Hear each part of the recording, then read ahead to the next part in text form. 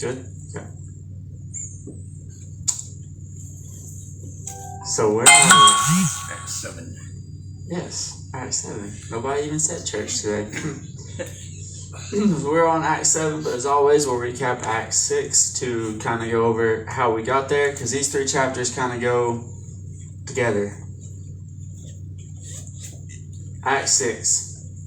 In those days, when the number of disciples was multiplied, there arose a murmuring of the Grecians against the Hebrews, because their widows were neglected in the daily ministration. So back then, being a widow was a little bit different. You couldn't do things you used to be able to do with the husband, and also because you were a widow, you usually couldn't take another husband because they had different customs and stuff like that. So a lot of them couldn't go buy stuff in the markets, couldn't buy stuff in different places, so they would make these groups. And the Grecians were kind of worried because they're like, hey, you're neglecting not only yours but our widows when you do the daily ministrations. Like, somebody needs to take care of the widows is what they're saying. Good point. If you bring that up to the church, that's something they're like, maybe they weren't doing it on purpose, but they're like, yeah, you're right, we should start doing that. So what did the church do to counter this? Then the 12 called the multitude of the disciples unto them and said, it is not reason that we should leave the word of God and serve tables. So they're like, we get it, this is an important issue, but we have to preach, we have to go out and convert other people. We're busy, so to speak. We have our jobs and stuff to do. So they came up with an idea, came up with a plan. Wherefore, brethren, look ye out among you 7 men of honest report, full of the Holy Ghost and wisdom, whom we may appoint over this business. So now you get into the first new church business. I don't think it's been called anything business related before that, but they're like, okay, we do need to run this and operate it like an operation. There's a lot of people, thousands already that we've read, have just came and joined to this church. So they're like, okay, we need a management over this, because obviously we've been slipping a little bit and got caught out by the Grecians. So they appointed this business. But we will give ourselves continually to prayer and to the ministry of the word. So like, you appoint 7 men, but we got to stay doing what we're doing over here. And the saying pleased the whole multitude. They're like, okay, we like that plan, just to point people over this issue or this ministry, so to speak. It is its own ministry. And they chose Stephen, a man full of faith and of the Holy Ghost, and Philip, and Prochorus, and Nicanor, and Timon, and Parmenius, and Nicholas, the apostolate of Antioch, whom they set before the apostles, and when they had prayed, they laid their hands on them. So these were the 7 people that were chosen to look over this ministry, and they've also, hold on, I'll get to it. And the word of God increased, and the number of the disciples multiplied in Jerusalem greatly, and a great company of the priests were obedient to the faith. So now, not only are they getting their people set up, their priests, their deacons, that's kind of where you get the deacons from, where they selected those 7 right there, but even the other priests from the other religions that converted are starting to come and do that. A great company of the priests were obedient to the faith. And Stephen, here we go. Getting to the main guy, the main man of the next 2 or 3 chapters here. And Stephen, full of faith and power, did great wonders and miracles amongst the people. So he was obviously a pretty good guy, got his biblical call out for all of this. And there's further evidence that he was a good biblical guy that we'll get to toward the end of his story.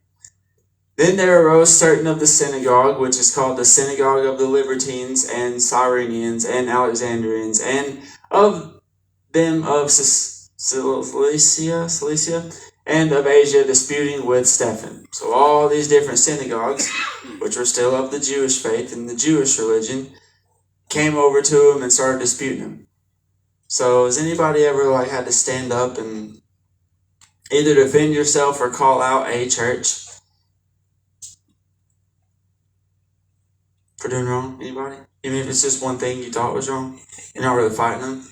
Well, this dude had to do it against about 4 or 5 of the biggest ones right here by himself. I don't know if he was 100% by himself, but he doesn't call anybody else to him to say he was there. So they all stood up and started coming at him, having disputing with Stephen. We call him Stephen because PH is F in our language, and that's just, I got friends named Stephen, that's how you spell their name. I know sometimes people say Stephen, but what do you guys think? Stephen. I think Stephen. Okay, we'll keep going with that. I don't want to confuse anybody, like, that's the story of Stephen, not Stephen, but... And they were not able to resist the wisdom and the spirit by which he spake. So not only did he have a dispute with them, but he won. He left them speechless, as in, like how Jesus did it, how Paul did it, how a lot of Peter did it. If you're right and you have the truth, sometimes it's a lot easier to argue because they're just going to have to lie to come at you with another point, or they're going to have to use logic that's very faulty, it's very fractured, that can be easily just broken apart with the same argument you've been using over and over again. If you have to keep changing your angle and your argument to get the point across, now you're both just disputing for no reason. If you keep the same one this the whole way through, and no matter what they try, just to flex off of it, then you know you got the truth. That's a good way to figure out if you're right about something or not. So they were not able to resist the wisdom and the spirit by which he spake. Then they suborned men which said, we have heard him speak blasphemous words against Moses and against God. See, like I was just saying, they couldn't defeat him with logic, so what did they do? They had to change an angle and then start throwing lies about it. That's pretty much the only way you can destroy the truth and logic. You can't destroy it, but the way you can get around it or make others get away from the truth was that. So what would it be blasphemous that he spoke against Moses? Why would they say that kind of be a lie? Why did they have that argument? Think back to Jesus. It's the same thing they were saying to Jesus. Oh, he's spoken blasphemies. And I'm sure they fluffed it up a little bit, but that was just the one thing they could do was to catch it. He talked bad about Moses, whom we follow and serve. He wasn't talking bad about Moses and whom they followed and served. Like here. And they stirred up the people and the elders and the scribes and came upon him and caught him and brought him to the council and set up false witnesses, which means people that did not witness this, that said that they were going to, which is lying. Set up false witnesses which said, this man ceaseth not to speak blasphemous words against this holy place and the law. So now we get into the law of Moses that Jesus had to change a little bit through what? The new covenant. That he was saying that the law is made whole by just a few. For we had heard him say that this Jesus of Nazareth shall destroy this place and shall change the customs which Moses delivered us. So, similar to when they called it with Jesus, it wasn't necessarily changing the law or the customs. It was fulfilling the law and the customs, that everything they had to do up to that point was coming true. And that's why Jesus broke it down and explained to them from the people before.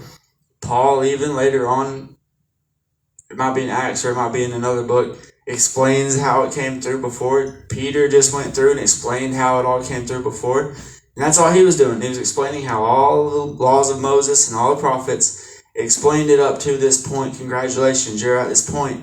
Now we need to go forward, and they're saying no, and that's blasphemy. Wrong. Does everybody get it? Following along? And all that sat in the council looked steadfastly on him, saw his face as it had been the face of an angel. I don't know what the face of an angel looks like, but probably what you thought of. You didn't think of weird things with wings and 1,000 eyeballs and spinning stuff, like a lot of angels are described. So probably just meant like really bright, glowing, and more of a purer sense. And that was Act 6. Let's move right into Act 7 because it doesn't stop.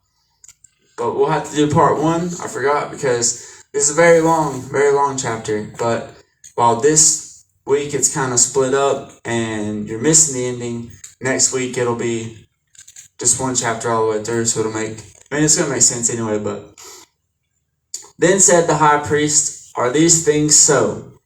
Like, oh yeah, did you say that Jesus was going to destroy the temple and rebuild it and change the customs of Moses?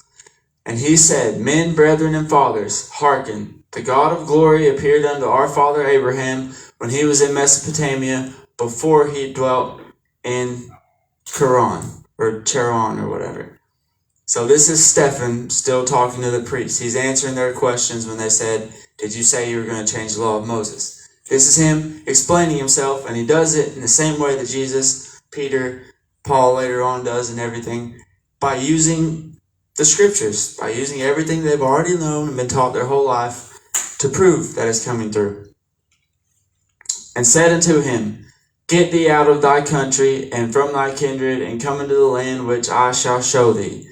Then came he out of the land of the Chaldeans and dwelt in Charan. And from thence, when his father was dead, he removed him into this land wherein ye now dwell. So that's where they're at right now, the Holy Land. It's where ye now dwell. That is where Abraham eventually ended up from his seed. And he gave him none inheritance in it, no, not so much to set his foot on, yet he promised he would give it to him for a possession, and to his seed after him, when as yet he had no child. So Abraham was promised the land, even though he didn't have any kids, and he said he would give it to his seed inheritance. And that's how they're getting through this. And God spake on this wise, that his seed should sojourn in a strange land, and that they should bring them into bondage, and entreat them evil 400 years. Think about how long 400 years is. How long has America been here? Yeah, about 250. So, think about that. It was a lot longer than that. So they should entreat them evil about 400 years. You might know where this magical place is. Oh, where were they in bondage at? Nope. Yep, all right. You know. And the nation to whom they shall be in bondage will I judge, said God, and after that shall they come forth and serve me in this place. And he gave him, now he's talking about Israel. After they're in bondage in this strange place, they're going to come to this one and be served there. And he gave him the covenant of circumcision, and so Abraham begat Isaac, and circumcised him the 8th day, and Isaac begat Jacob, and Jacob begat the 12 patriarchs. That's just another word for tribes, so that's the different tribes that were split up and went on through, and how it was broken down. And the patriarchs moved with envy, sold Joseph into Egypt, but God was with him. Remember Joseph and the coat of many colors and all that? Well, they sold him into slavery in Egypt. He was kind of the forerunner, possibly one of the first Hebrews in Egypt. I don't know if he was ever the first, but he was the one that went and sold into bondage, so now he's under them, and delivered him out of all his afflictions, and gave him favor and wisdom in the sight of Pharaoh, king of Egypt. So he was sold into slavery to Egypt, and now he's one of the ministers of the kings, the Pharaoh of Egypt. And he made him governor over Egypt and all his house. So now he is one of the governors. Wouldn't that be a cool story? Like you get sold into slavery and now you're governor over a state. You must have been a good slave if you were now given power over the state and all that. Now there came a dearth over all the land of Egypt and Canaan. So that is just kind of like a drought, is what they're called, a lack of food, so to speak, for one reason or another. And our fathers found no sustenance. But when Jacob heard that there was corn in Egypt, he sent out our fathers first. So they heard there was food in Egypt, and that we're kind of getting the story of how the Hebrews came to be around in Egypt. So for one, they sent somebody, now he's a governor, and then somebody heard there was corn, so they're going to check it out. And at the second time, Joseph was made known to his brethren. So now they're like, oh, it's Joseph, the guy we sold into slavery. He's actually a governor now, so everybody come on. Like, oh yeah, the guy you sold into slavery, and now you're wanting to go sit under him because he's going to feed you? Good. Good job, Hebrews. Way to redeem yourself for the 500th time. And the second time Joseph was made known to his brethren, and Joseph's kindred was made known unto Pharaoh. Then sent Joseph and called his father Jacob to him, and all his kindred, 75 souls. What's 75? 75. Score is just like 20, so 24, 60, and 75. So Jacob went down into Egypt and died, he and our fathers, and were carried over. So now it said he and our fathers. So think about this. Jacob went down there and was under Joseph and coat of many colors and all that. And then he died. And so what did it say right after it? He and our fathers. So they've been there long enough that people are starting to die there and have kids. So they're kind of setting up shop, right? A little bit. You're getting more than one generation. And were carried over into Shechem and laid in the sepulchre that Abraham bought for a sum of money of the sons of Emor, the father of Shechem. But when the time of the promise drew nigh, which God had sworn to Abraham, the people grew and multiplied in Egypt. So they're growing and multiplying. But what did he say would have to happen first before they could inherit the land which he promised Abraham? 400 years of bondage and then treated evilly. So he still got that coming up. And that's what comes here. Which God had sworn to Abraham, the people grew and multiplied in Egypt, till another king arose which knew not Joseph. So eventually we've just generationed out. Like, hey, you remember this king had peace with them? Yeah, but that king was old, and I don't remember what they did to get this. Jacob's already dead, Joseph's already dead. All these people that originally made the pact and deal are already dead, and I don't like you guys. So, what's about to happen there? Till another king arose which knew not Joseph. The same dealt subtly with our kindred and evil entreated our fathers, so that they cast out their young children to the end they might not live.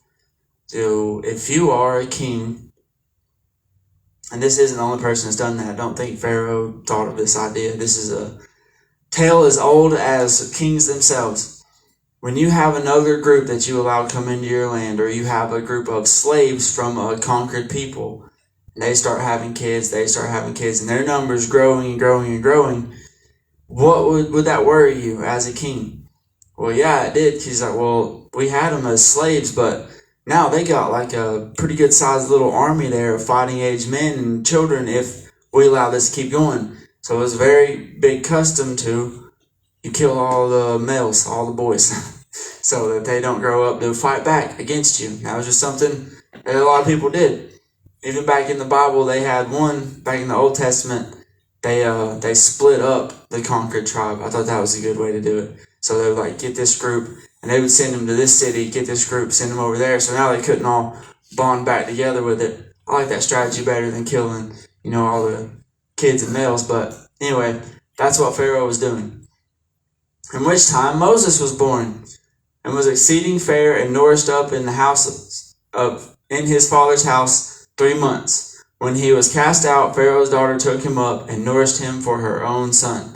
So this is how we get Moses coming about. Anybody remember her name?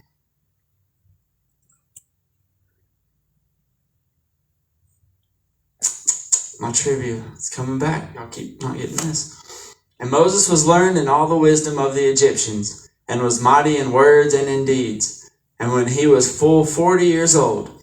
So, I don't know. I guess as a prince of Egypt, you always think like, oh, is this 20-something-year-old dude. He just got of age. And he's like, oh, now that I'm of age, I'm seeing my people are suffering. He was 40. That's old. That's like 9 years older than me when he started all this. So you think it's a little bit late in the game, but I guess back then things were a little bit different. When he was a full 40 years old, it came into his heart to visit his brethren, the children of Israel.